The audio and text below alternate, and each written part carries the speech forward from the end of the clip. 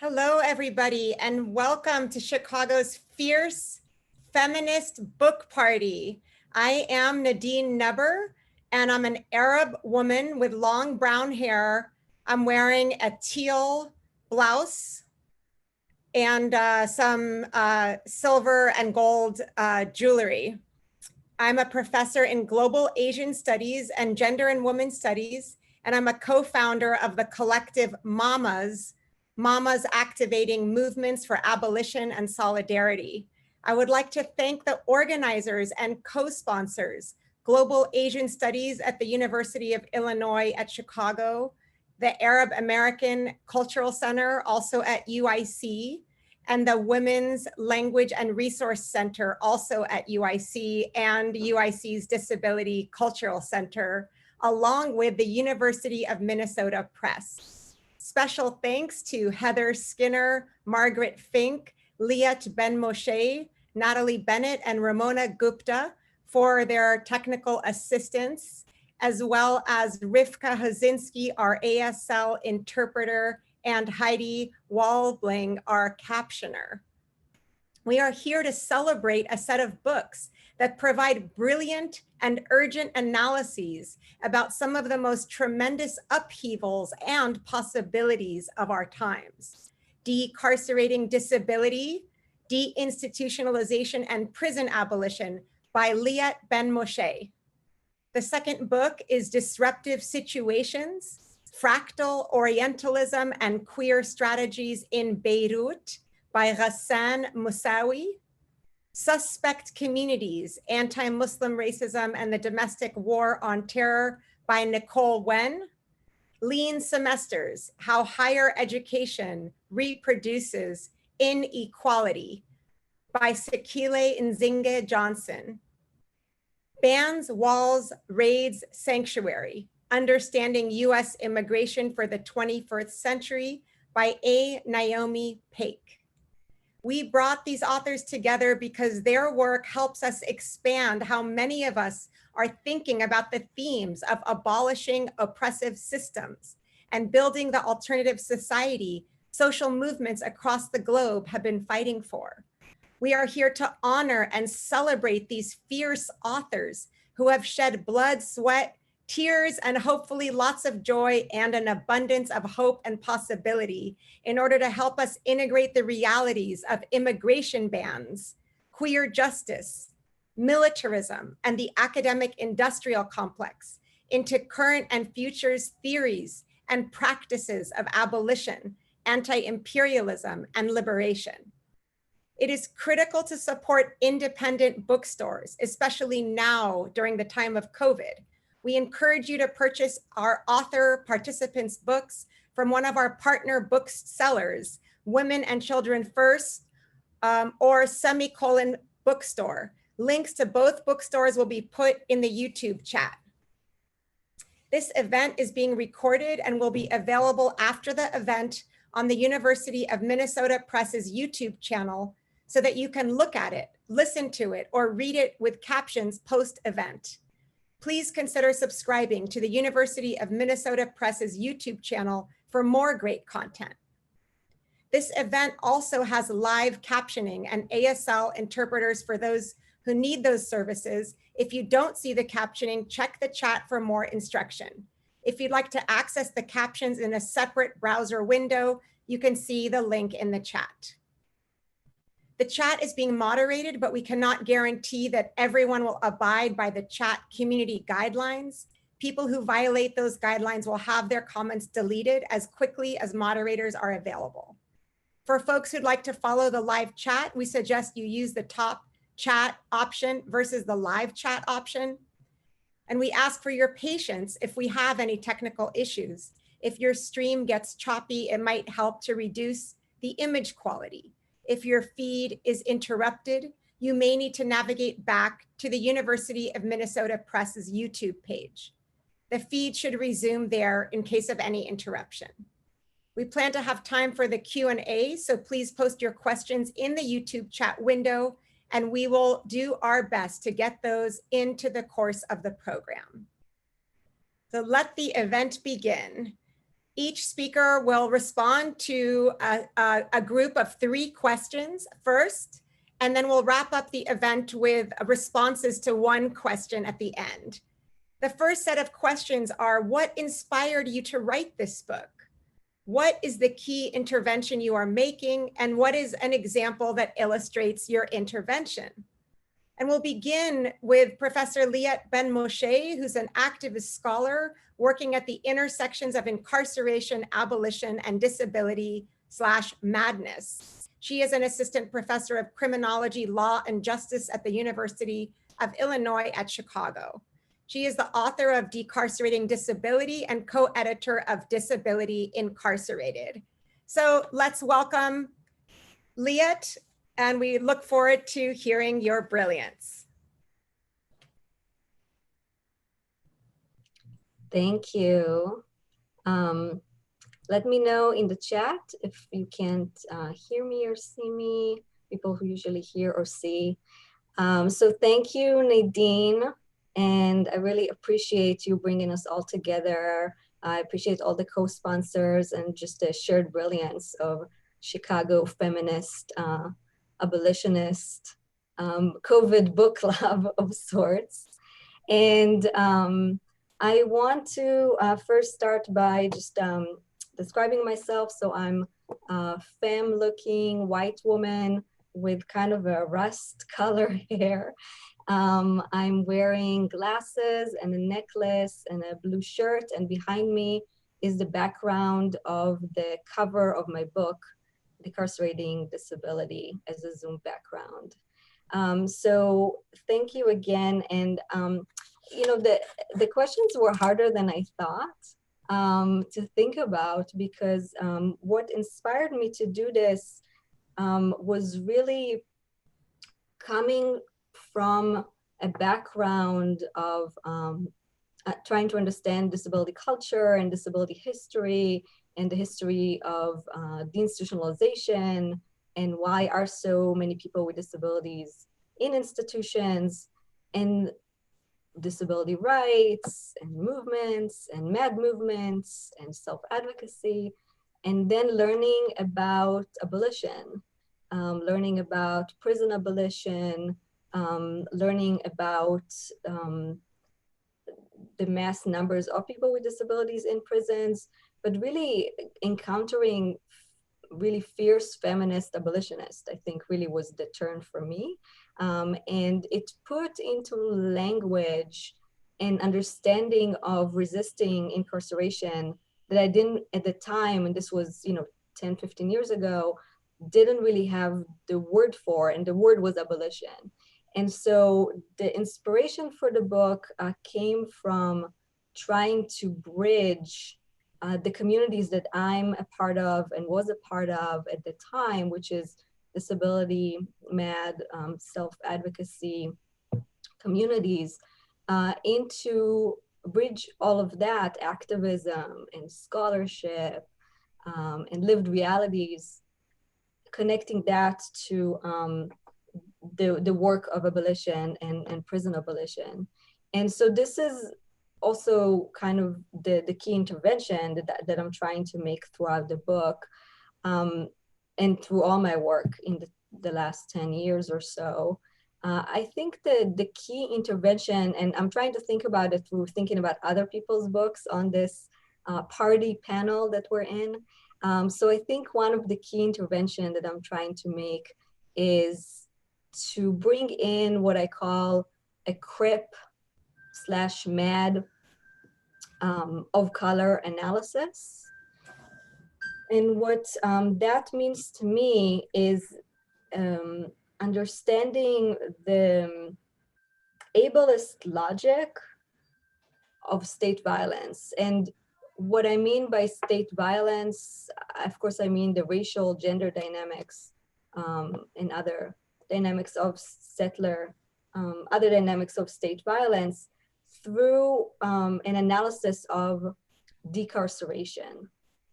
And so in the book, Decarcerating Disability, I try to show that deinstitutionalization is not just something that happened, and it's not something that necessarily failed, which is really the analysis we have, is psych hospitals closed, residential institutions for people with intellectual disabilities closed, and people were left, to die or in the streets, or it led them to jails and prisons. But the story is actually more complex than that.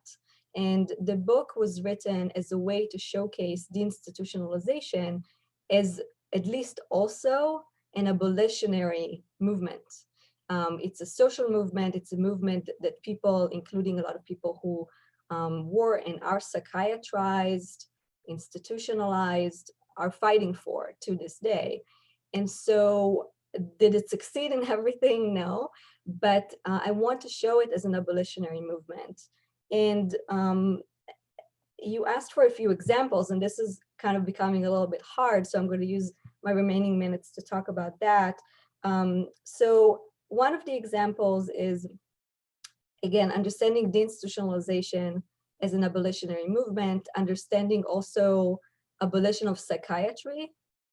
People, I think, are not aware maybe that this is actually a movement that existed in the 60s, the 70s, was pretty strong and still exists to this day. But also with it, trying to show the limitations of these movements, whether it's their lack of intersectional understanding of oppression, their lack of engagement with state violence, or whether it's really the limits of inclusion itself, is something that I think spreads throughout the book. I just want to leave with kind of one specific example, which is the example of litigation, which is only one chapter in the book, but the reason why, but it really kind of is also like across the book. And the reason why I'm bringing it today is because today is the anniversary of the Americans with Disabilities Act, 30 years. And there's a lot of things right now in the media and within disability movements and otherwise that are both celebratory and critical of the Americans with Disabilities Act. It's really important to understand that the era of litigation that try to topple down institutions, residential institutions, and psych facilities, that era was also the era of prisoners' rights movements. And the two things are often not talked about in relationship to each other. And I think that it's really important that they do that. And this is for two reasons. One is because one of the critiques is that people say is that, well, the prisoners' rights era ended, kind of in the 70s, it fizzled, and it moved into the area of disability rights. If people know about Olmstead, the right to live in the community, the ADA, just kind of moved to the arena of disability. And this is not true. This is not true for two reasons. One is that the prisoners' rights era did not die in the 70s. It actually grew, but what grew was litigation in regards to women and gender.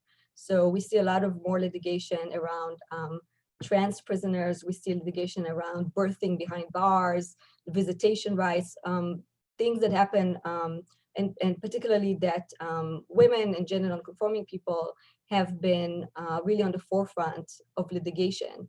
But because it is women and gender non-conforming people, people assume, okay, this era of, the George Jackson figure, I mean, that's kind of over with. But we don't think about C.C. McDonald as, kind of a equivalent of today's George Jackson.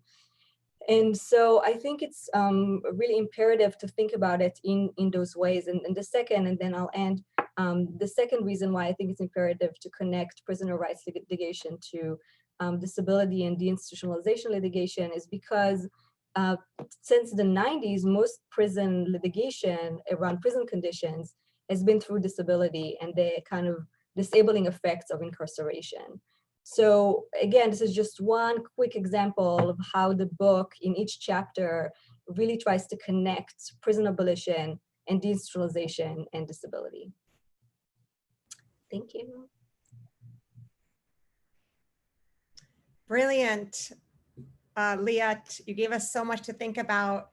hopefully more and more people will be accountable to disability justice movements, especially when committing to abolition.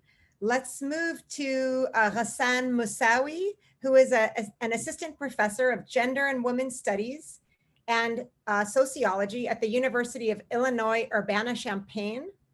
He works in the areas of transnational gender and sexuality studies, post-colonial feminisms, queer theory, and queer of color critique.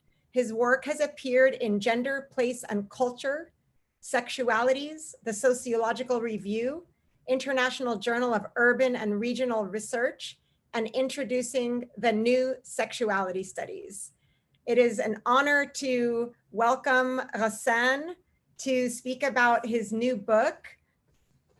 Let's give the floor to Hassan. Thank you so much, Nadine. Thank you for everybody. You can hear me correct? Okay. So again, thank you for the sponsoring institutions and programs. So I'm an Arab man. I have short black or brown hair. I'm wearing glasses and I'm wearing a black shirt. Again, I want to echo Leah that it was actually hard. The questions were hard, so I'm going to try to stick to the time limit. The first question, what inspired me to write this book? So the major inspiration actually came in 2009 when I moved to the US for my PhD program, and I found all these new representations of Beirut as the new province town of the Middle East. And what was interesting is that I found a shift in 2005 post the Syrian troops withdrawal from Lebanon, that there was a new American interest in Beirut as a gay destination.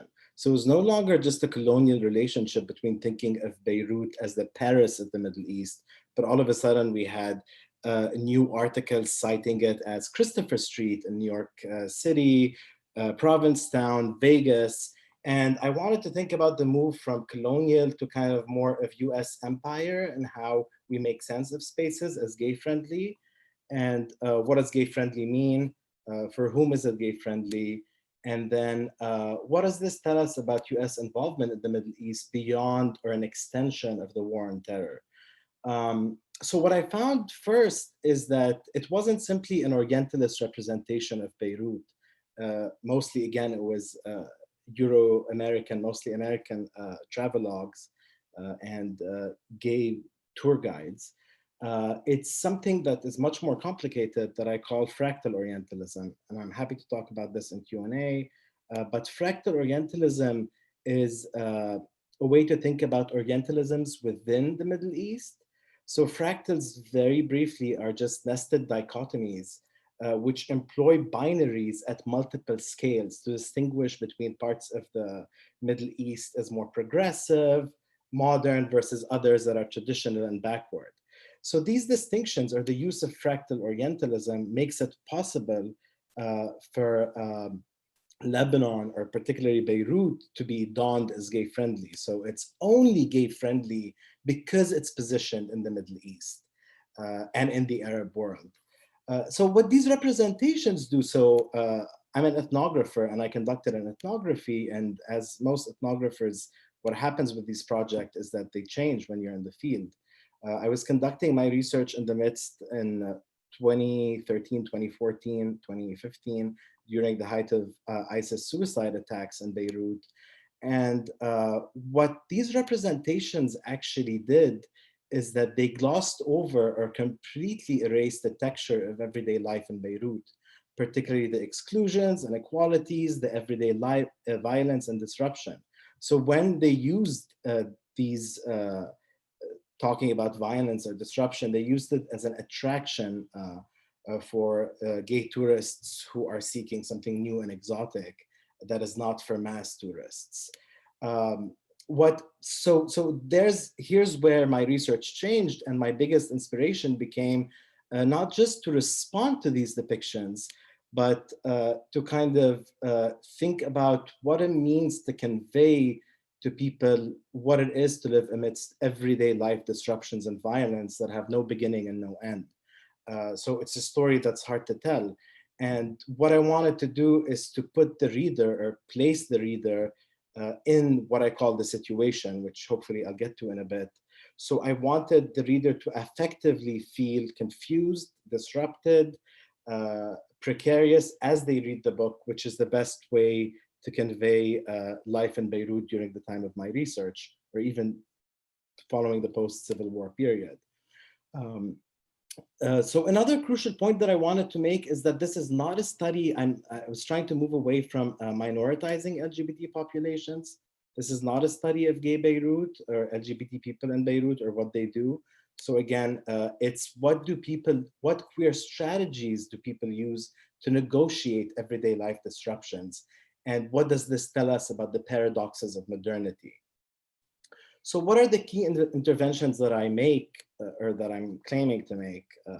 One is that the first one is really with transnational studies of gender and sexuality and queer theory, because queer theory destabilizes identities and interrogates questions, modes of knowing about the social world, but it still really relies on categories of normativity that need to be shaken or upset. So what happens to queer theory or queer analysis in places where conditions of everyday life are always disrupted? So I ask, what becomes of queer formations or queer life when conditions of everyday life upset the tethering of a normative baseline that queer theory always presumes exists? So in other words, what can queer theory tell us about precarity and disruption as a normative condition of social life? The other kind of intervention I make is to offer an alternative to the neoliberal narratives of Lebanese and Beiruti exceptionalism in the Middle East by highlighting the power of everyday disruptive situations in shaping people's life. So here, what I did is I theorized the concept of al-wada, which is an Arabic term meaning the situation. It's a nebulous word used by my interlocutors and people in Lebanon, kind of to refer to various disruptive situations caused by geopolitics, displacement, conflict, political instability, and wars. So al-wada is the Arabic equivalent of the term the situation. It can mean condition, the state of affairs as they are. But what this term al-wada does, it's a nebulous term that's commonly used post-Civil War Lebanon to refer to the shifting conditions of instability in the country that keep on taking new shapes and forms. So in other words, it really simply refers to the ways that things are, or the normative ordering of things and events. But this normative ordering of things and events is always disruptive.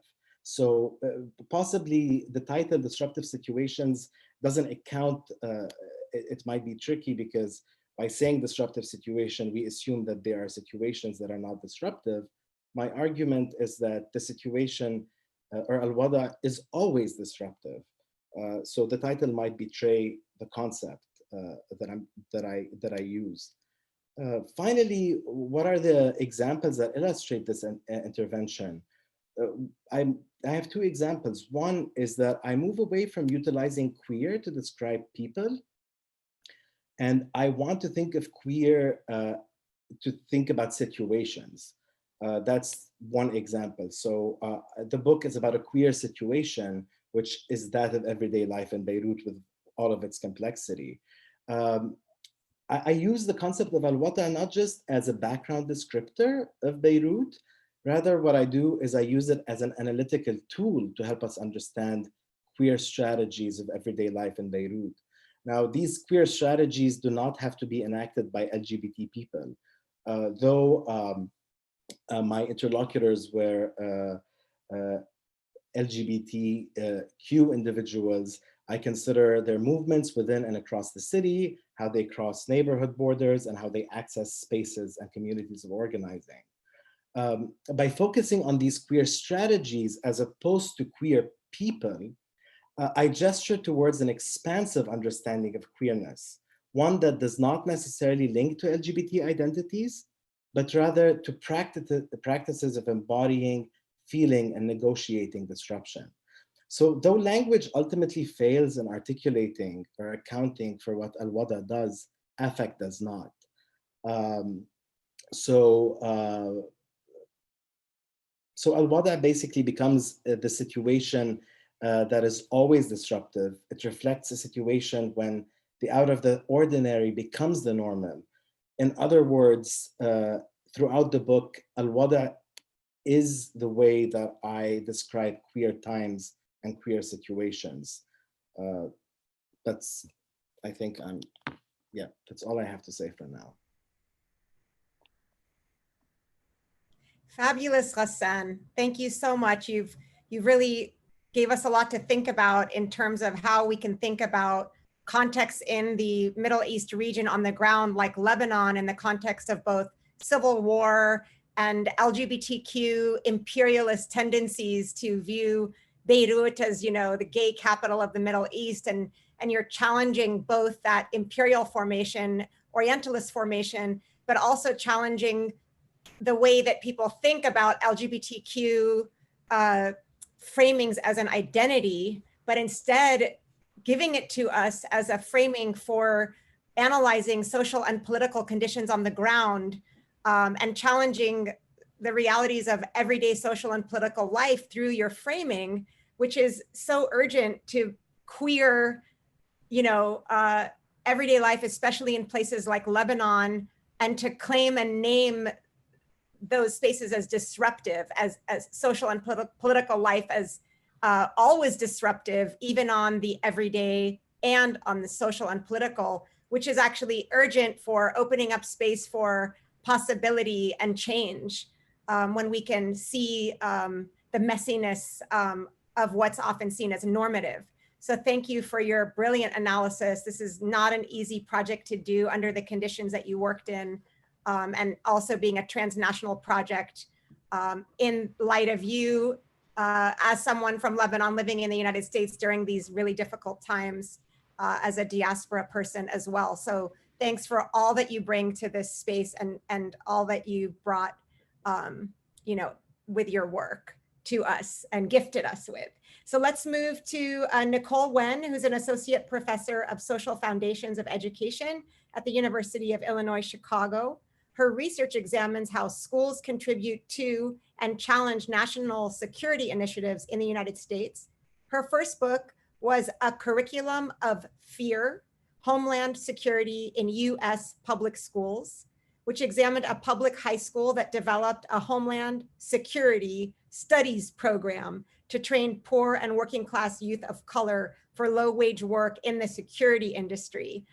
Nicole's work, of course, is more urgent than ever before. And let's hear from Nicole on her book, Suspect Communities. Thanks so much, Nadine. I'm Nicole. I'm a multiracial person with medium-length black hair, wearing a simple green t-shirt. I'm not wearing any jewelry, and my living room is in the background. So I wanted to give a 1-minute overview of the book before I dive into the questions, just so you have a sense of what the book is trying to accomplish. So the book Suspect Communities examines a national security framework known as Countering Violent Extremism, or CVE. And this is a program that mobilizes Muslim communities and social service providers like teachers and mental health professionals to respond to the perceived crisis of homegrown terrorism by identifying and reporting young people who exhibit the so-called warning signs of terrorist radicalization. And these warning signs are either directly targeting Muslim communities, they're blatantly racialized, like wearing traditional Islamic clothing or participating in pro-Muslim social groups or student associations.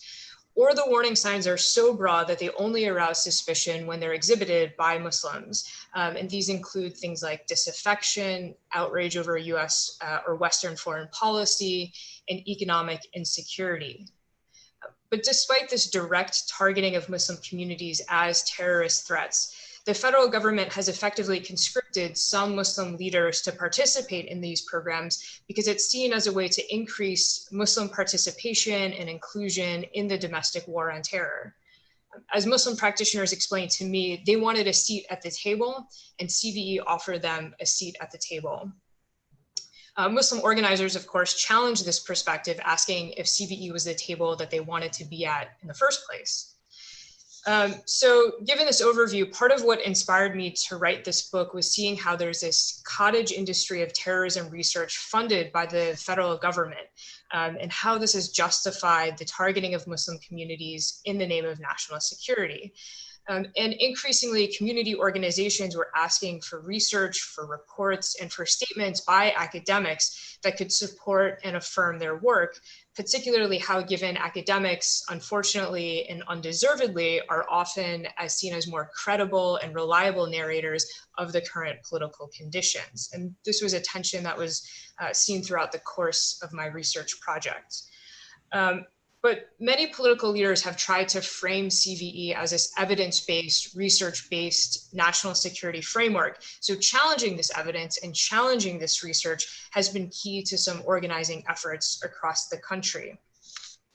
And some critical scholars have contested terrorism research. There's a lot of research, a lot of scholarship contesting this research, but there really wasn't anything that looked specifically at how CVE was operationalized and institutionalized by everyday national security workers and the strategies that they used. So for example, they circulated a lot of myths about the kind of work that they were doing.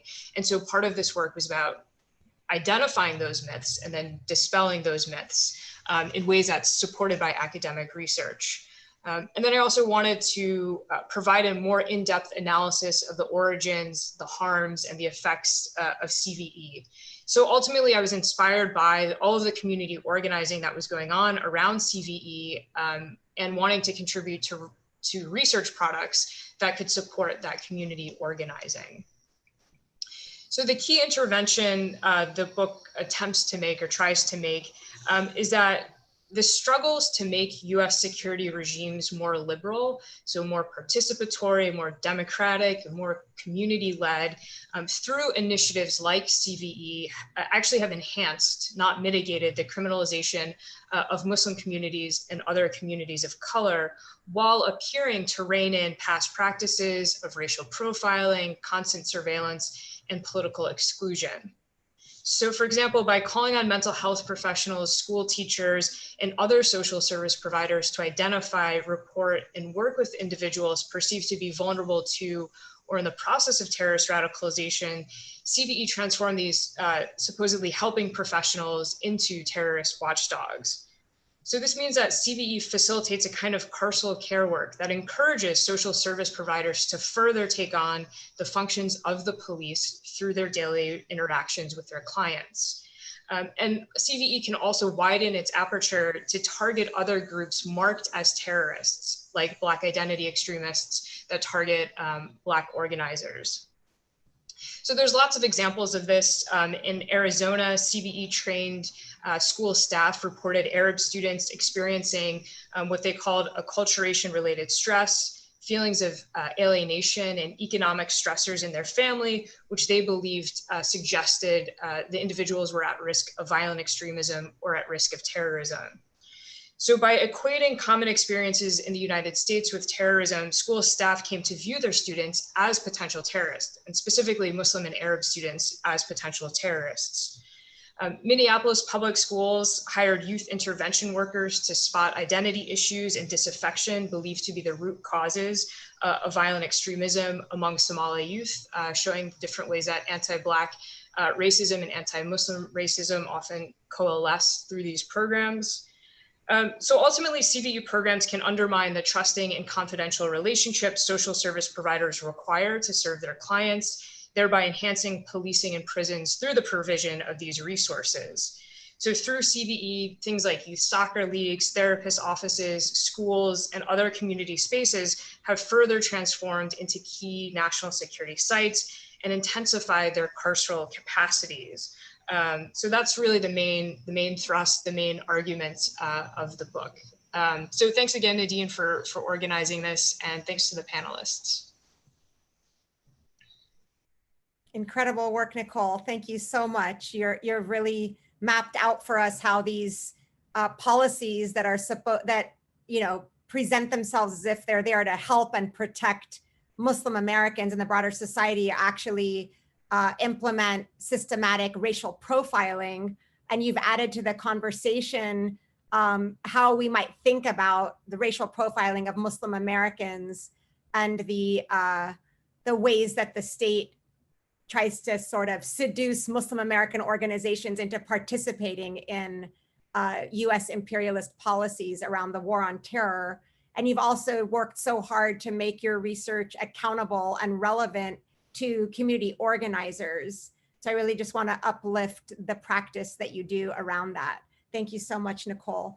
And we'll now move to Sekile Nzinga, who's the director of the Women's Center and a lecturer in gender and sexuality studies at Northwestern University. She is a scholar who has centered feminist of color studies of the neoliberal university and health, family, and labor policy in the United States. She is the editor of Laboring Positions, Black Women, Mothering, and the Academy, and the author of Lean Semesters, the book she will discuss with us today, How the University Reproduces Inequity. So let's welcome Sekile to the discussion. Thank you so much, Nadine. And thank you for having me and letting us party together online. I really appreciate you. And appreciate everything that everyone on this call that I am in community with today. Thank you so much. I wanted to first describe myself physically. I am in Black or African-American cis woman. I am femme presenting with a red shirt on and yellow earrings. I also am wearing reddish lipstick. And so that's a little bit about my description. I use she, her pronouns. The first question, I echo what my colleagues have said in their conversations, which was that the questions were actually challenging to sit with. And when you ask the question, what inspired you to write the book, there were so many answers that I could think of. And I think one of the first, what I decided to focus on was what, you mentioned my first edited book, which I was published in 2013, Laboring Positions. And there were two chapters within that edited volume written by two wonderful scholars, Stacey Brown and Vanessa Marr. Both of their contributions to that volume focus on their reality of being mothers, Black women, identified Black women, and also being contingent laborers. And so I remember just being haunted well after the book was published. That first volume was haunted by their chapters. And so all of the chapters, of course, resonated with me, but I would say that their chapters haunted me. And I think what was haunting me in particular was the sophistication in which they named the exploitation of them as workers in the academic context. But there is something else about this particular moment. We know historically that Black women are marginalized and vulnerable and exploited in the context of higher education and the academic industrial complex. But there was a nuance that seemed particularly relevant to this late capitalist moment. And I became curious to kind of scratch that itch of what was troubling me. And I became curious to understand how the marketized university was producing and reproducing inequality for Black women in particular in that moment. And so Lean Semesters in many ways is a witnessing project. And it is a solidarity project with Black academic women at its center. And it's also, as I have left being a faculty person and a tenure line faculty person, it's also been a testimonial. So I name all of those pieces that's what's inspired me and to start the book. And I'll also say, I think in that question, what inspired you to write the book is also, there's an embedded question about what inspired you to finish the book. And I would say that what's inspired me to finish the book after I was no longer on the in the tenure stream as a faculty member was that I owed this book to the brilliant Black academic women who shared their testimony with me, shared their analysis and their critique of the academy, as well as their, what I would offer, their own interventions on how they saw a way forward, right? And so I want to say both what inspired me to start the book, but also lift up all of the Black women who I engaged in throughout this process and continue to engage with with regard to academic labor. To name them in this and speak them into this moment. So that's who this book is for them, and that's who inspired me to finish the book. When I didn't have the bootstrap on my neck with regard to the tenure and promotion, which is often a motivator for why people finish their books, right? So with that, I wanted to move on to the second question, which was about the key intervention that I am making. Lean Semesters considers how the prevailing hierarchies of gender and race are being fortified by market forces that are, I would argue, are currently scaffolding the US universities, right? But we could see this globally, but I'm particularly going to focus on the US, and this book focuses on the US. In this work, I offer a sustained Black feminist critique to map the current threats of corporatization and privatization within higher ed by holding space for US Black academic women to offer, who offer their own interpretations, as well as their own modes of anti-capitalist resistance and survival under such conditions. My central argument in this piece, this work, is that far from being a site of generative to generate a space for equality and opportunity, the neoliberal corporatized university, whether it's labeled for-profit, not-for-profit, private, as a entity, they currently operate as a hyper-producer of inequality. And I'm looking at that, this piece looked at the disproportionate reality of that for Black women. Furthermore, I would say that this work insists that the corporatization of academic labor, the privatization of education, as well as the ways in which effective labor continue to be erased and exploited for Black women's effective and domesticated labor, really are defining moments in which I was curious about. And so this book takes up each one of the strings that I pull at are contingent labor. They really are looking at educational debt, which is disproportionately focused on Black women. We hold the highest amount of educational debt in the country right now. What I'm looking at is $1.5 trillion, higher than consumer debt as in this country. But of that, Black women are the highest impacted. And what I want to name is they don't have to necessarily be in college to have been impacted by student loan debt. Often, even if you're not enrolled in college, you have a family member that you are supporting who may be enrolled in college. You may be a co-signer on a loan if you are connected to someone who's in college. And so what this piece does is map the impact and the harm and the violence that is imposed, the economic and material violence that is imposed on Black women due to the corporatized greed of higher ed. And so I wanted to, and I think that is one of the, I'll also say that I also think that is one of my interventions, is that there's a way in which we talk about those who are, who have college degrees or have college educations as having a particular form of privilege.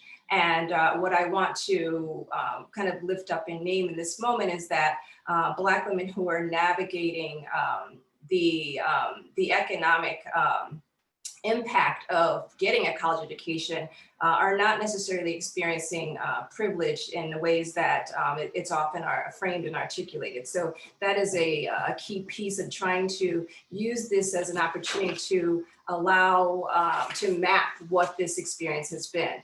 So, and then I would argue that another piece for me, another intervention when in my focus on the academic labor movement was to offer some nuance in how we think about contingency. When we frame these notions of contingency or what I call disposability, we tend to think about contract contingency, but those of us who have read deeply, particularly feminists of color, Black feminists, we have long critiqued higher ed, and we have particularly critiqued the notion that we are disposable. So whether you are a tenure track faculty member or not, what I thought was important for us to name was that Black women are always structurally contingent. So disentangling notions of contingency to be able to name both structural forms of contingency, which Black women have historically been met with, and now as we have continued to casualize the academic labor force, to also name and lift up that Black women are disproportionately being hired as non-tenure track faculty members above and beyond tenure track faculty members, allows us to talk about the compounded and compounded contingency that Black academic women are navigating, both as structural contingent laborers and contractual contingent laborers. So that is a key intervention that I thought was critical for us to make. With regard to yes, I think I'll pause there, but I would like to also, I think maybe I'll save it to the end, but I wanted to connect this work to, to abolition very intentionally, because Black women who are being harassed and targeted due to student loan debt are also criminalized, right? And so they are often sued for, as you know, students who are not able to pay their debt are sued. We know that adjunct laborers who try to get unemployment assistance, unemployment insurance during the summer months, they are also sued often by the state. And so one of the ways in which I kind of want to insert that in is because I want to trouble this notion that highly educated Black women are somehow not navigating the same things that others are navigating, and that regardless of their level of education, or they are still targeted for criminalization. And we see that simply from getting education. Just the action of getting an education makes someone a target for criminalization. So I think I'll stop there. Yeah, thank you.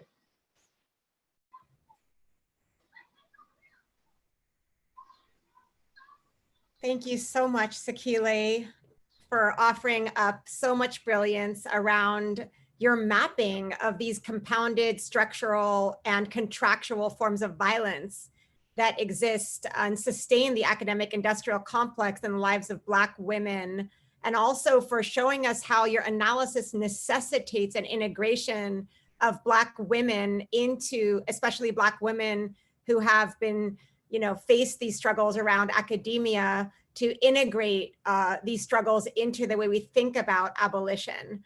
Thank you also for modeling the Black feminist methodology of theory in the flesh, as you showed us how you as author and your own life story is a collective story that contributes heavily to the knowledge that you produce. That is, of course, a challenging project in terms of all the different forces that you've integrated into your analysis. Personal is political here, it's collective, and it necessitates organizing and building alternatives. Thank you so much. It was so brilliant and so urgent, especially today. We'll now turn to Naomi Pake, who is an associate professor at the University of Illinois Urbana-Champaign. Her book, Bans, Walls, Raids, Sanctuary, Understanding U.S. Immigration for the 21st Century, examines the criminalization of immigrants in the United States and the need for a radical abolitionist approach to sanctuary movements. She also wrote Rightlessness, Testimony and Redress in U.S. Prison Camps, since World War II, as well as numerous academic and popular articles. She has co-edited 3 special issues of Radical History Review on militarism and capitalism, radical histories of sanctuary and policing, justice, and the radical imagination. She's been putting out op-eds recently. I encourage you to check out as well that translate some of her academic work into political public analyses that integrate resistance against immigration bans with abolitionist movements. So let's welcome Naomi Pake to the discussion.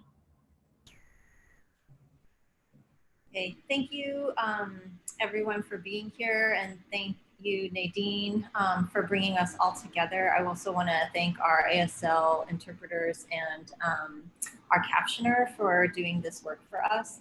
So I'll just describe myself. I'm a middle-aged East Asian woman. I have long dark hair. I'm wearing a black blouse, and I'm sitting in front of a gray wall with a red painting behind me. So what inspired me to write this book is pretty clear. It was actually pretty clear for me. Basically, this book emerged kind of slowly, but in response to the 2016 election. Thinking about not only the kind of what that meant that we elected, you know, like an explicitly racist, xenophobic, patriarchal rapist as our president, but also thinking about the social movements that kind of congealed around his election. And one of the things that that I was looking at was the spread of the sanctuary movement. So in the wake of the election, you see this kind of ramping up and escalation of sanctuary spreading throughout our social world. So like we have way more churches and other congregations declaring themselves sanctuary. We have a lot more cities and counties declaring themselves sanctuary spaces for their undocumented residents. We have sanctuary campuses, restaurants, homes, mass transit systems, and so on. And so I was interested in seeing what is it about sanctuary that is capturing these different kinds, and you know, this broad range of people to use sanctuary as a mode of resistance against what we were all facing. I also wanted to kind of course correct maybe some of our analyses and show that the problem is actually not Donald Trump. That is not the crisis that we're facing. The problem is the United States of America. And so if we're gonna get real about combating a racist, xenophobic, patriarchal regime, then we have to dig out and extirpate those deep roots in US history, politics, and culture, right? It's not just about getting this one person out of office. If we're gonna get real, we gotta uproot the whole thing, right? And so what I do in the book, it does focus on immigration history in the first 3 chapters. And those first 3 chapters offer a deep history that led to the 3 signature anti-immigrant executive orders that the White House passed in its first several weeks in office. So those are the Muslim ban, the US-Mexico border wall, and then ICE raids.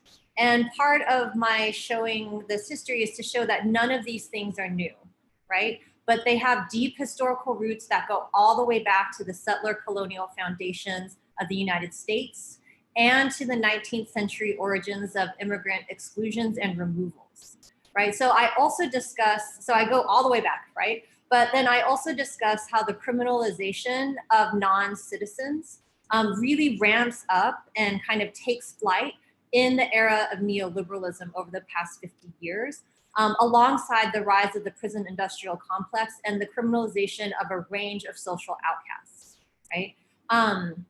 So those are kind of the first 3 chapters, and those are the first 3 keywords of the title, right? The last chapter proposes an abolitionist approach to sanctuary as one way, one mode of struggling against these entangled oppressions that have led us to the current crisis. So I think one of the key interventions that I'm making, I think one of them is just providing a very concise, historical overview of how did we get here that I think can inform not only students, but people who are new to movements and then organizers. But I think that the kind of key intervention that I'm trying to get at is putting the notion of sanctuary and the notion of abolition together in an abolitionist approach to sanctuary. And this approach would work on multiple simultaneous fronts of struggle and would grasp things at the root, as Angela Davis defines what is radical critique, right? So rather than trimming off the branches that keep growing from these this infestation of rotten roots, I want us to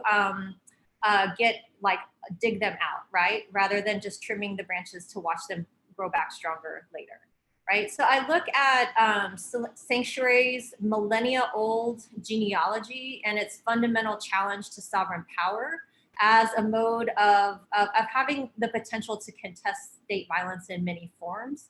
And then I kind of put that together with abolition's dismantling of structures of state violence, but more important, it's building up of the world we want in its place, right? So one of the things that an abolitionist sanctuary does is it connects sanctuary's radical welcome and its judgment-free embrace of anyone, right? So anyone, like in medieval times, anyone who came to the church's doors, even if they had murdered several people, would be welcomed in and protected from retribution or imminent harm until a resolution could be brokered, right? And I think that kind of radical welcome is what I'm trying to get at. And I want to connect that with abolition, which is defined as social justice organizing that seeks to tear down oppressive power structures like prison systems and build a just, equitable world in their place.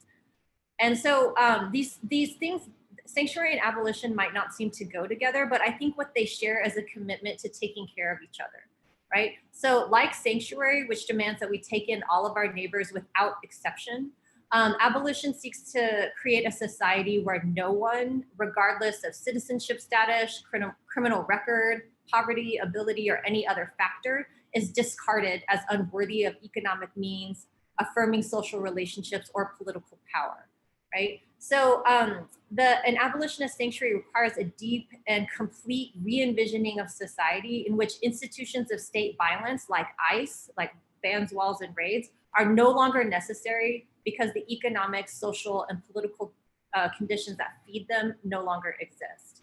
So in terms of some examples that illustrate this intervention, I do go back to historical examples of like the Underground Railroad and resistance to the Fugitive Slave Acts.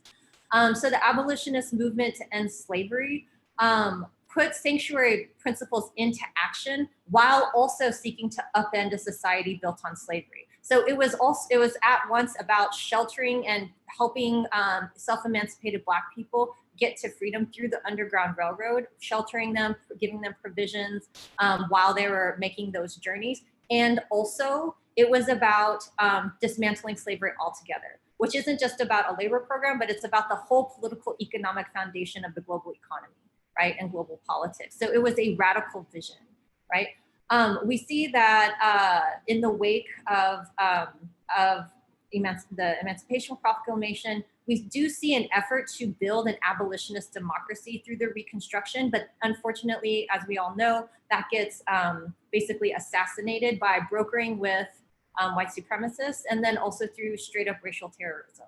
And so the project of Reconstruction is unfinished, right? And so I want to think about how that unfinished project articulates today.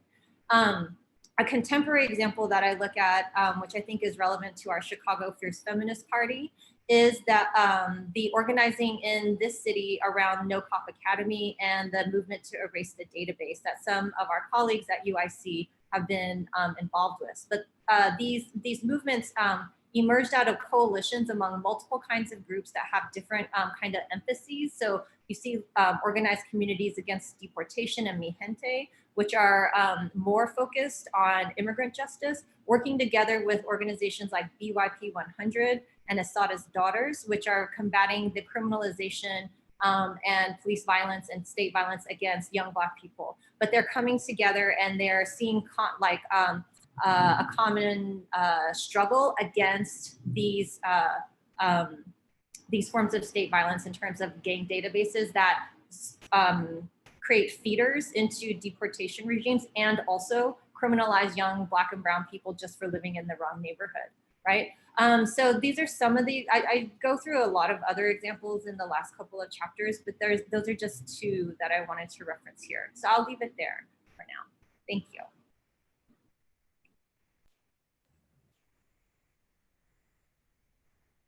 Thank you so much, Naomi. It was incredibly powerful and extremely useful in terms of you offering us a history of the present and how we can think of immigration-related struggles in the context of neoliberalism and militarism, which isn't always part of the analysis or struggle, and also helping us think about how abolitionist framework can be useful for thinking about immigration justice, as well as your inspiring vision of having a broader based joint struggle that can integrate more and more people, more and more contexts, more and more communities into visions of both sanctuary and abolition together, which, just uplifts the idea that no one will be free until all of us are free. So thank you so much for all that you brought to the table. Let's move to the last question then around, so the last question focuses on how the authors see the relevance or the implication of their books in the world today. In other words, all of the authors are scholars committed to activism and social change, and have worked hard in establishing accountability with social movements in relation to their work. And so I think this is an opportunity to think about that intersection of scholarship and activism, and how the interventions made in these books align with today's movements for liberation related to abolition, disability justice, queer justice, or anti-imperialism. So why don't we go using the order that we started with. So we will begin then with Liat Ben Moshe.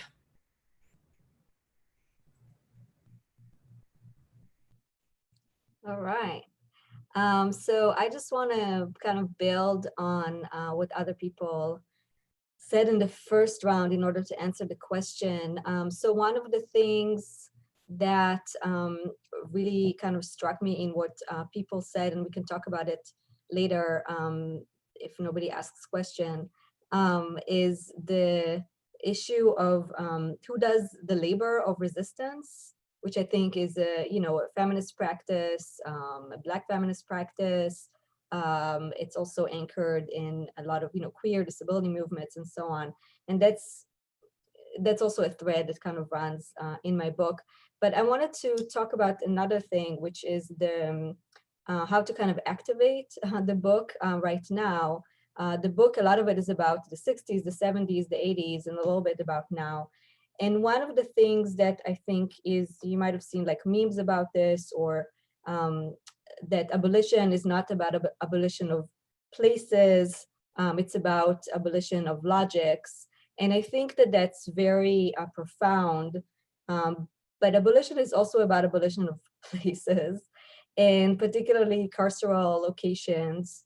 And so the way to think about kind of how to activate this knowledge now is, for example, through understanding that over 55% of people who died in Illinois of COVID have lived in long-term care facilities, things like what we call nursing homes, for example, homes, right? I'm using that in quotations.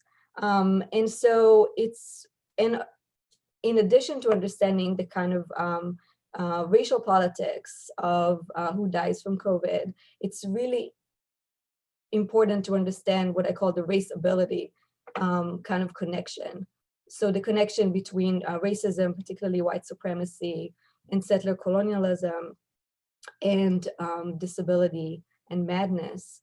And so to not understand abolition as also the abolition of actual carceral location that operate under particular logics, to be sure, but are also physical places where people are still living or incarcerated in, I think doesn't really show the whole picture. And so, for example, I think it's really imperative that we think about the Free Them All movement, which we mostly kind of think about in relation to prisons and jails. We really think about really free them all, meaning also from nursing homes, group homes, psych facilities, and so on. This is so imperative now during COVID, where so many people are dying in these congregate facilities. Like I just said, over 55% in Illinois. The second thing I want to say is that abolition has to have a disability justice perspective. It really has to have a CRIP or MAD critique of incarceration and of decarceration, the kind of things that people are calling now for as alternatives to incarceration. If we don't understand the history of deinstitutionalization, if we don't understand the history of trying to abolish psychiatry and the movement that still exists to try to abolish psychiatry and try to abolish institutionalization and medicalization of particular bodies through the nexus of race ability, then I think we're also missing the boat on what abolition could be and should be.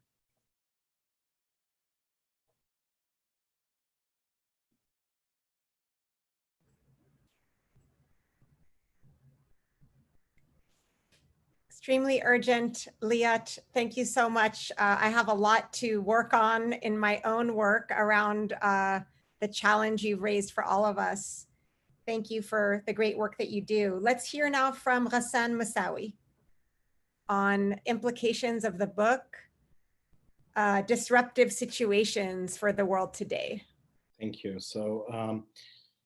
So I have a couple of things that I've been thinking about, and to build a little bit on what Liat was saying. The first thing that I think a direct implication from the book I hope to achieve is to embrace nonlinearity in the way we tell narratives, whether even if it's narratives of abolition. Just my use of fractals forced me, and even the book, not to have a linear narrative, because that's not the way that things work, is to embrace, I mean, the thing with fractals is that they're recursive, like trauma narratives. And since I write about trauma, we do not have to make every single story intelligible. That's the first thing that I can think about. The two others is what happens. I hope that the book can inspire people to think of the names of the conditions we give to the world we live in.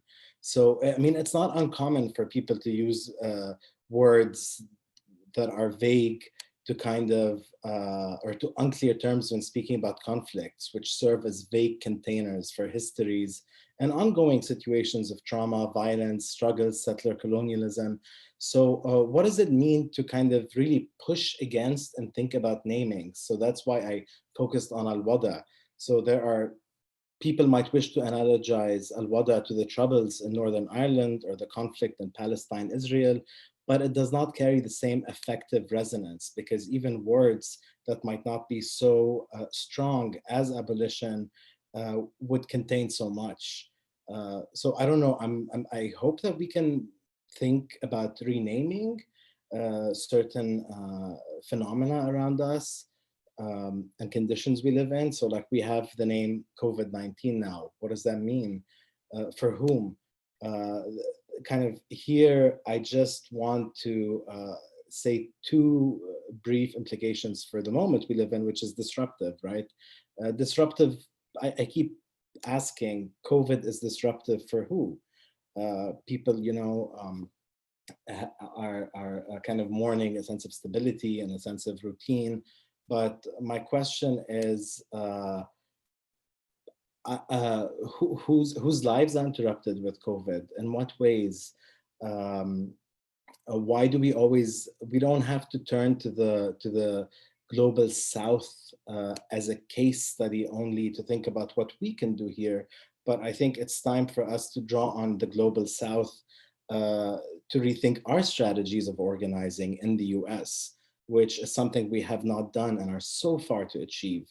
So yes, there is a lot of history that is so important to draw on from the US, but what people have done in the global South, the way they move throughout the world, the way that they have lived with disruption might teach us so much more. And I've been saying that for so many years, but just gets relegated as a case study. So I'm hoping that this is not a case study of the Middle East, rather more of a way to help us rethink the strategies we're using by drawing on other histories that are as important. So again, like thinking of another knowledge as possible.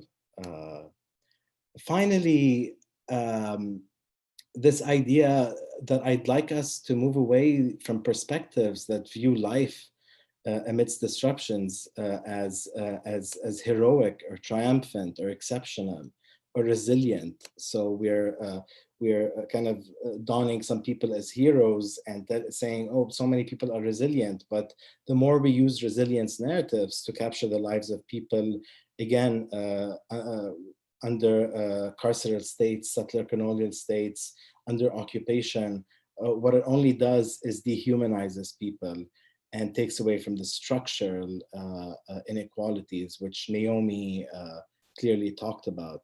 So yeah, I would just kind of repeating myself. So I'll stop here.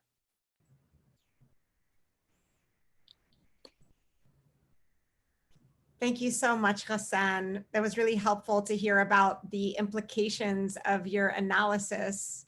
I look forward to putting those into my own practices. Let's hear from Nicole Wen on the implications of suspect communities. So I think it's a little easier for me to think about what I learned through the writing of this book rather than hoping the book will have some kind of effect in the world. So the first thing that I learned through the process is an issue around methods. And I think for a long time, I thought the way that you do research that supports social movements or community organizing is through participatory action-based research projects, and really had a principled stance on that and viewed the most effective way of supporting social movements as through participatory research. But it was really through this project and working with community organizations that I realized that studying up. So this book is based on interviews with national security practitioners, political leaders, so people in positions of power. And that this was actually really important because not everyone has access to these actors. Not everyone can travel across the country and interview people in positions of power.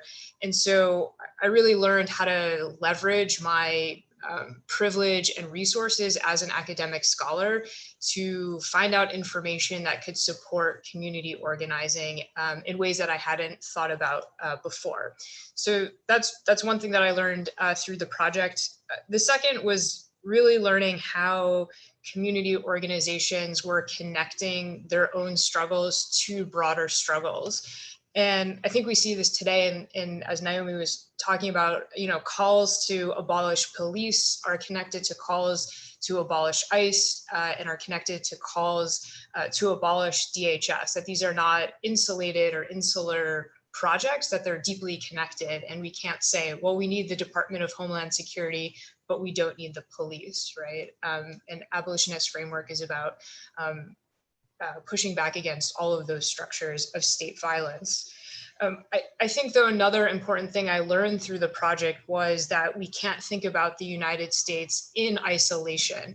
I think we often think about abolishing police as a domestic project that's disconnected from the global war on terror, from indefinite detention in Guantanamo Bay, from military operations in Iraq or Somalia. And so we need to connect settler colonialism here in the United States and state violence that supports that racial project to US empire elsewhere as a racial project, and that the domestic struggles to abolish the police, broadly conceptualized, must be connected to abolishing US empire elsewhere as well. So really trying to dissolve and disrupt that binary between domestic and foreign, and to see the two as interlinked through the logic of US empire. So those are the two things that I learned and hope they resonate with others.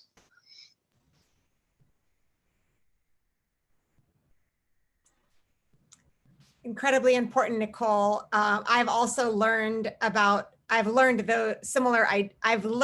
also what you said from you, from talking with you over the years about your book. And I'm excited that more and more people have the opportunity to think about what you've said about those connections between militarism and prisons and police, and also to be able to put those in a global context. So let's hear from Sakile Nzinga on lean semesters and its implications, et cetera.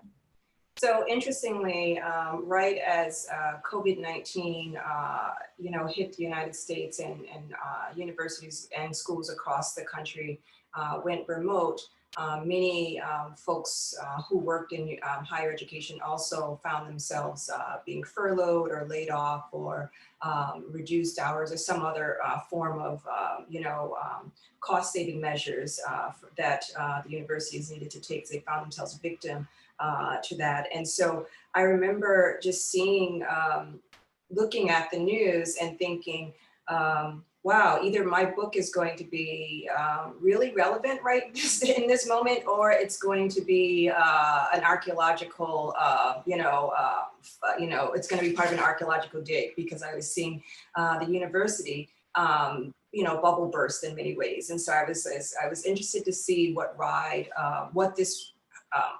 this meant for my particular work and some of the arguments that I am trying to make in the book. And so one of the things I'm seeing is parallels when I talk about who's disposable, who's most disposable. In my text, I'm seeing it emerge in this moment as we decide who gets laid off first, who gets furloughed first.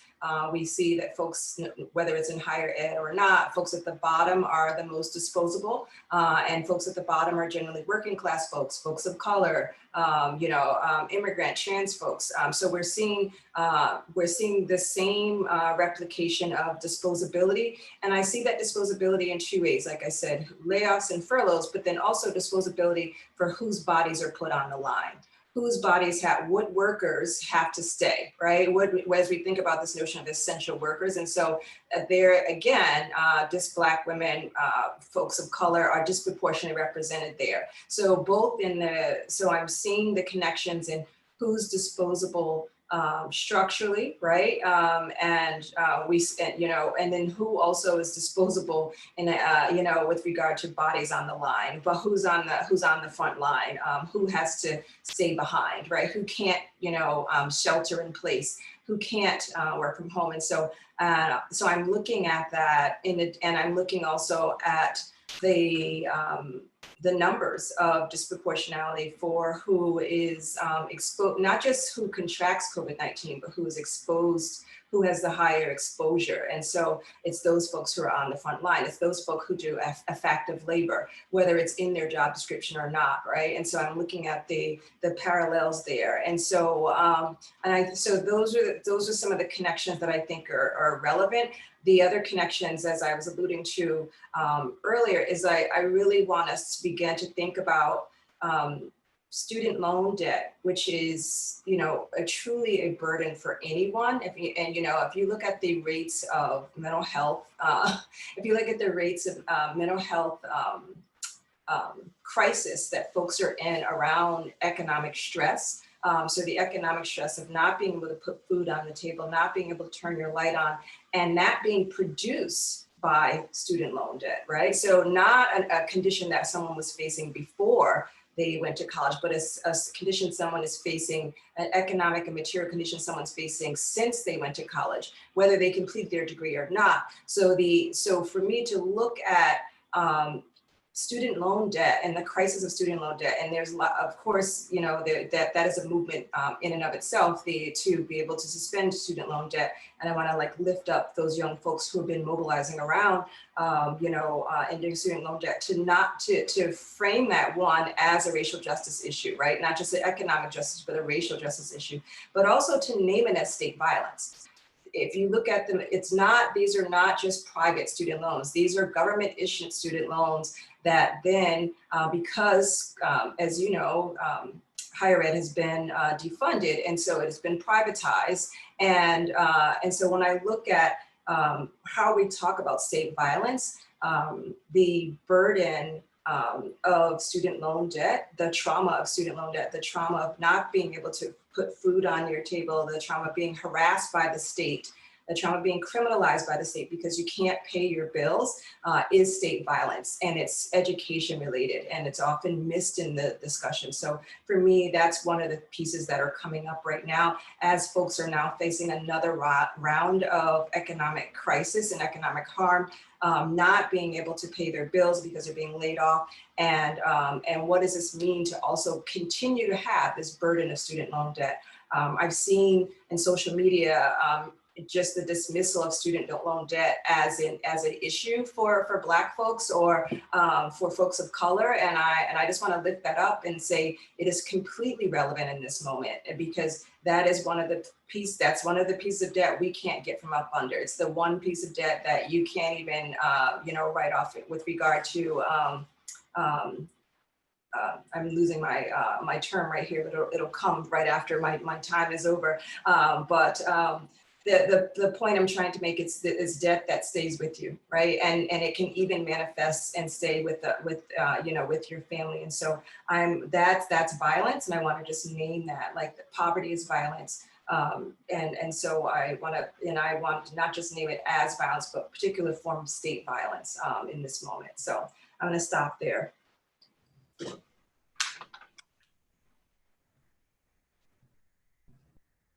Fabulous, Sekile. This just rings so true. You know, you got me thinking on when we think about women of color, feminist and queer critiques of state violence, we have not talked enough about the university and the kinds of labor you're referring to. So you're expanding, so much around in so many areas of theory and activism. So let's turn to Naomi Pake on the implications of bans, walls, raids, sanctuary. So I kind of want to riff off of a lot of what Nicole was saying earlier. So I wanted to write this kind of concise, and I wanted to write it as accessibly as possible, but a concise and yet deep history of US immigration regimes.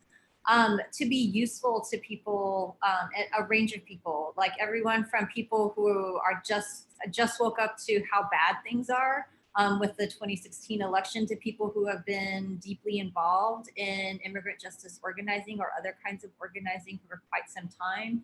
I also wrote it with my students in mind, so kind of thinking about how to explain really complicated intersections of oppressions and thinking about theoretical frameworks like neoliberalism as clearly as possible.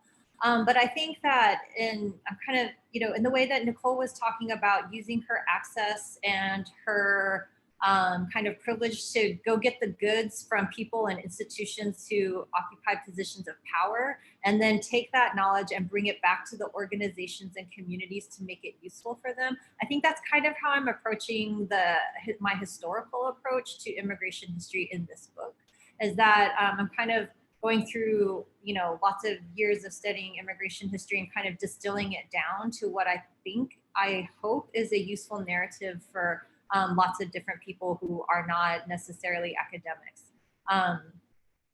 I also wanted to riff off of Nicole again in terms of kind of just amping up and reiterating her point that like all of this stuff is connected, right? And so you can't just move to abolish the police and not also think about the movement to abolish ICE and abolish CBP, abolish DHS, abolish the military industrial complex at the same time that we're moving to abolish the prison industrial complex.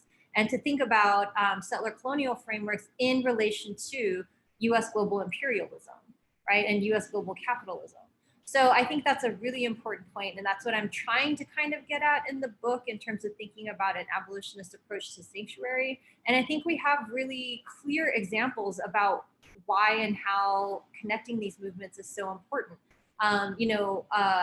With the George Floyd protests, we have CBP sending out predator drones to do surveillance well beyond its 100-mile border zone of where it has authorization. It's working well outside that zone into interior spaces of the United States. This is built in, it's baked into the way CBP is organized, right? We have CBP and ICE officers whisking people into unmarked vans in in Portland, right? This is like a growing authoritarian revanchist movement against this moment of insurgency that we're seeing, right? I think we're also seeing with the COVID pandemic that our fates are intimately connected, and that it makes no sense to think about, well, as long as like I'm good, then I'm good. We are literally connected to each other. So I need to be invested in your ability to take care of yourself. I should be invested in unhoused people having housing. I should be invested in you know, workers who are being forced to go to work without PPE, because that directly affects not only them, but it affects me. So that we're all in this together, and we need to get our act together in a unified way. And so I think that these are some of the ways in which the book that I like, or the research that I did, that I'm hoping it can be informative for moving forward and getting, you know, thinking about the ways abolitionists can get us the goods that we need. Okay, thanks.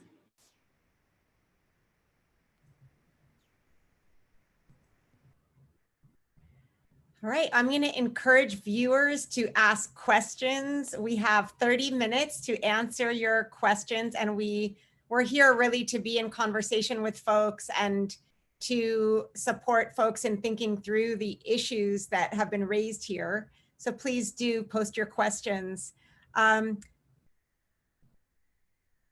If all the authors could turn their videos on, we're going to come together as a collective. And while we look at the chat questions, I'm going to throw out a couple questions to get folks going. I think there are, you know, 2 questions we have on the table now, and I'll say them both. And then, you know, any speaker who wants to respond can. You don't all have to respond to both questions. So the first question is just asking you to think about the connections between these books, as there are so many, and we often don't think about the connections between the academic industrial complex and militarism, or you know, Orientalism and racist views about queer people in the Middle East, and how we think about immigration struggles here. So why don't we then either, you know, if folks want to comment back to other speakers about how you see the connections around your work. And another question that I think might be useful to, you know, close out this incredible event would be around how all of your work is shaped by legacies of women of color and queer of color feminism, whether it's scholarship or activism, and how those legacies of whether it's triple jeopardy or intersectionality inform the way you've done your scholarship and or your analysis. So there are 2 questions out there speaking to each other about the connections between your projects. And then another question about just the significance of this incredibly powerful opening body of scholarship and activism produced by Black feminists and women of color feminists and queer folks. Hassan.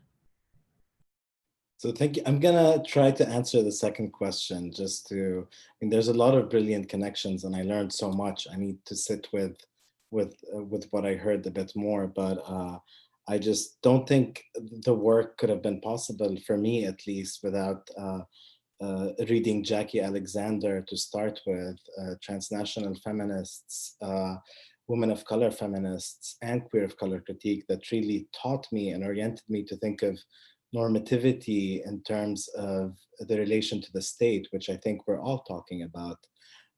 So that's why I approach queer not as an identity, but rather how the state kind of, so I'm building off Kathy Cohen, Jackie Alexander, so I'm putting transnational feminism in conversation with queer of color critique without just applying queer of color critique to the global South. So I understand the nuances and the history, but I'm hoping to think about a global queer of color critique that made it possible for my work to have any resonance or intelligibility. And I owe that so much to scholars of color, poets, June Jordan. I'm thinking of transnational feminists in the 80s who really made these connections, which somehow are being forgotten.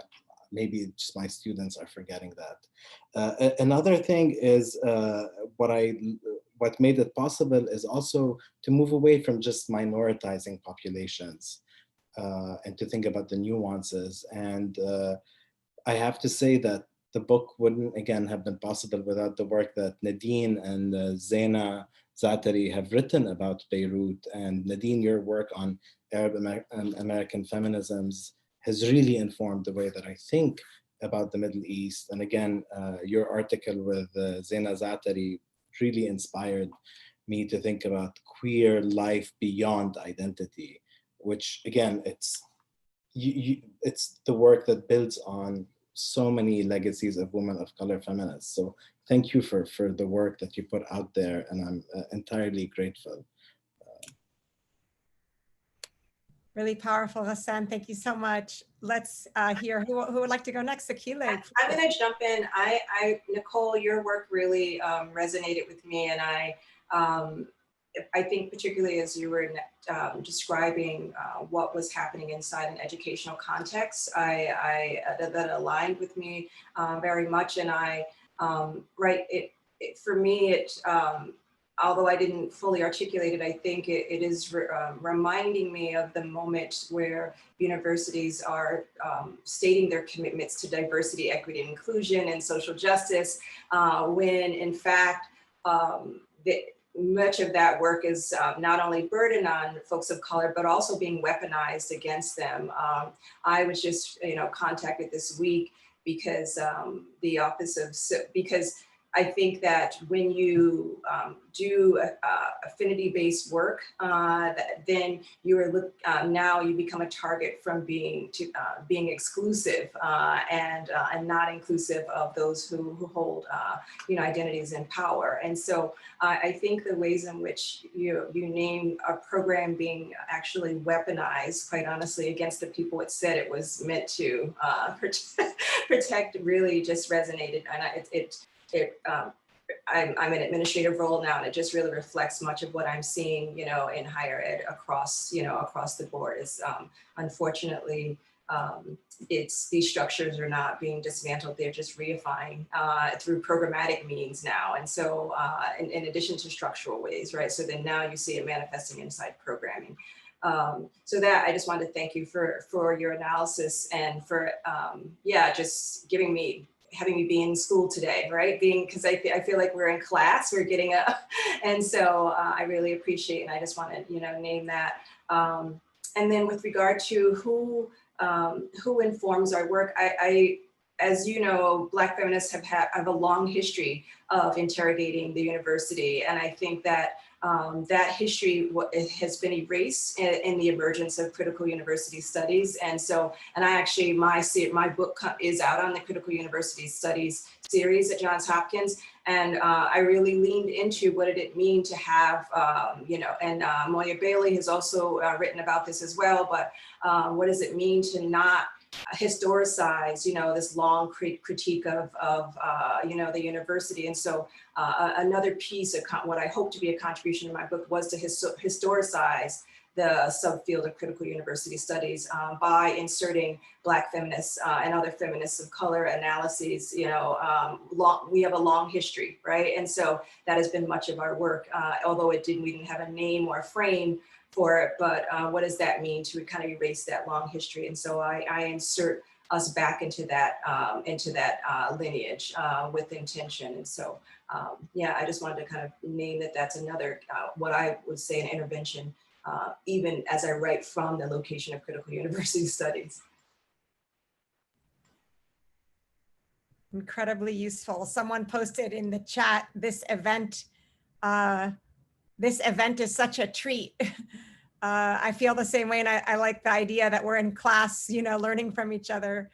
Who would like to go next? Liat, please. I like that we're raising our hands. It's cute. So it's hard on Zoom, y'all. Okay, so I think there's been a few things that y'all really made me think about that I want to raise. Again, I don't think these are questions per se, but just to kind of put it out there. And one is really this history, Sakila, like you were saying, thinking about the academic world is like a part of like labor movement. And then what does it mean to think about women of color, particularly as kind of the a precarious part of the precariat rate, I don't know, whatever.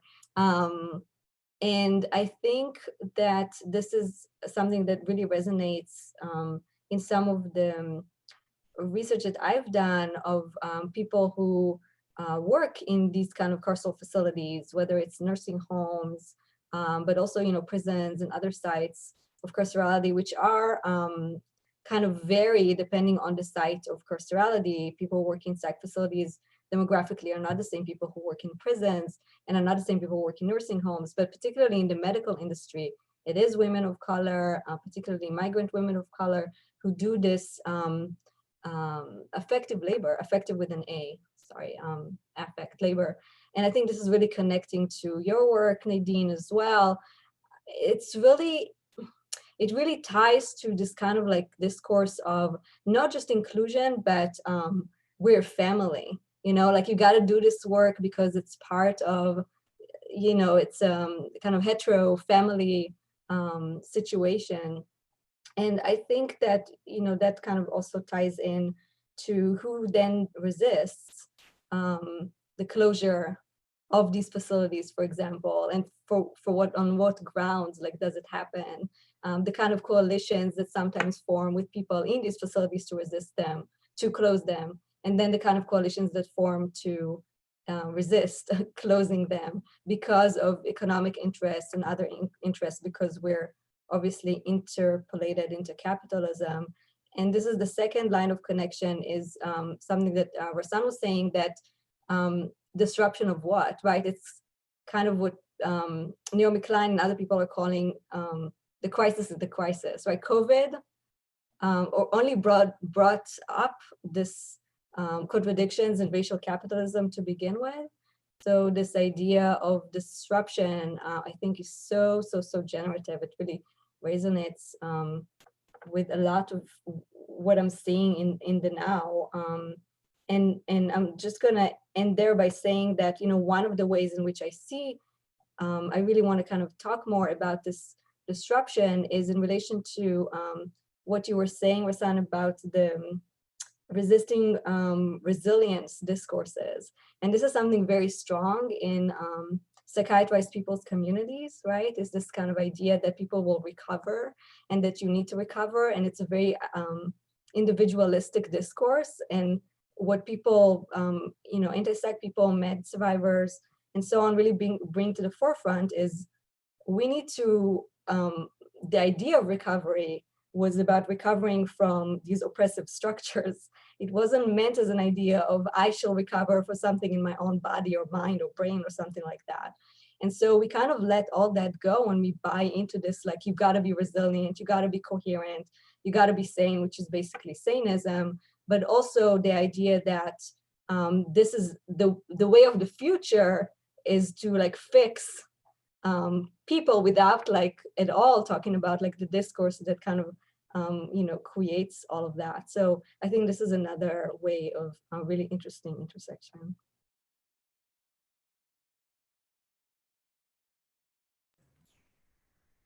Thank you, Liat, for thinking through these connections across the authors.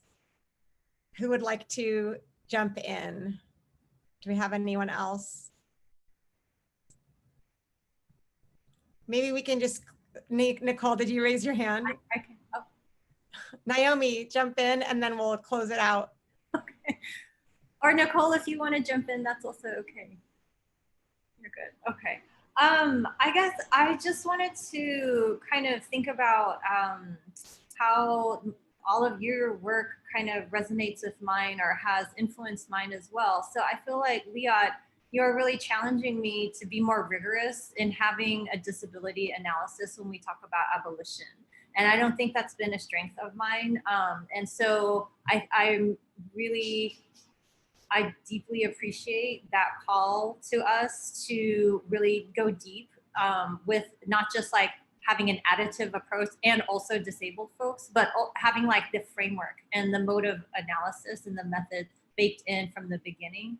And then Nicole and Sekile, I think what is so useful for your work is that we often misunderstand the university as a space of liberation or of free and open thinking, and we don't see it as a site of violence. But of course, as both of your works are telling us, it is a space of structural confinement and violence. And then I think we can think about this in terms of abolition, in terms of putting it into conversation with abolitionist university studies, and thinking about if we actually really historicize the history of the university, we see that it's embedded in settler colonialism, like the land grant university, right? It's also embedded in World War II and Cold War histories of US empire and militarism, right? That we often mischaracterize the kind of funding model for universities and dissociate it from that funding being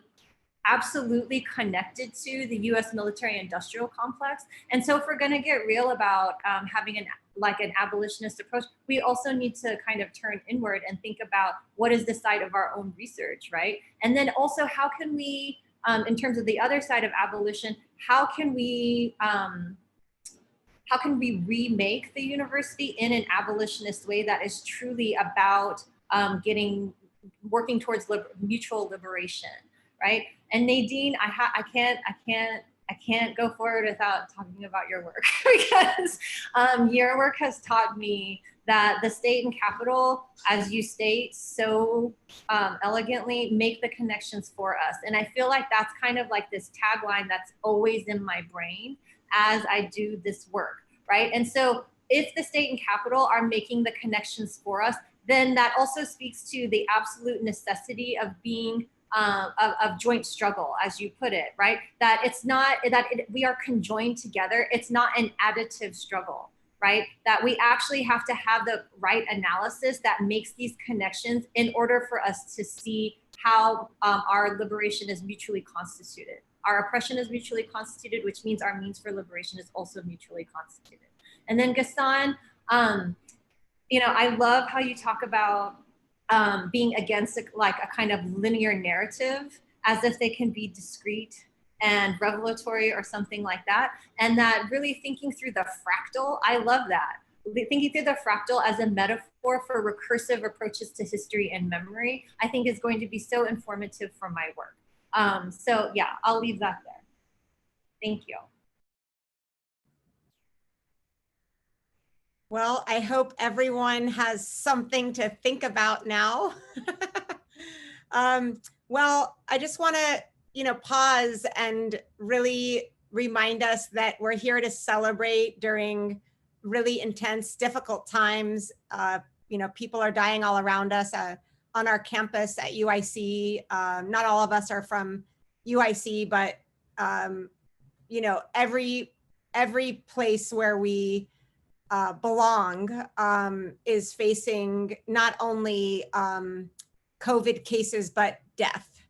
And we are at a time of mass death and crisis. And all of your work connects us up with thinking more broadly at a time when we really need to be doing that around state violence and how it contributes to the smallest intimate parts of our lives, from just surviving each day, making ends meet, to the broader issues of war and surveillance, and how we're in this moment where all of these structures that you're talking about are being exposed 1,000-fold.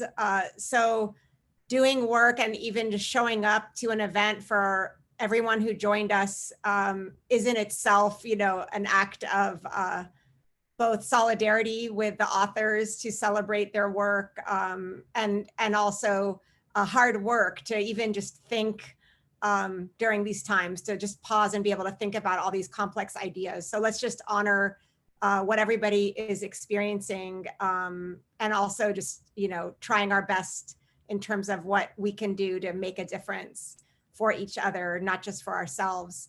And we can, do any of the authors want to say anything before we close out? Okay, so I wanted to just close with a very short quote from the Arab American poet Khalil Gibran, who says, "A little knowledge that acts is worth infinitely more than much knowledge that is idle."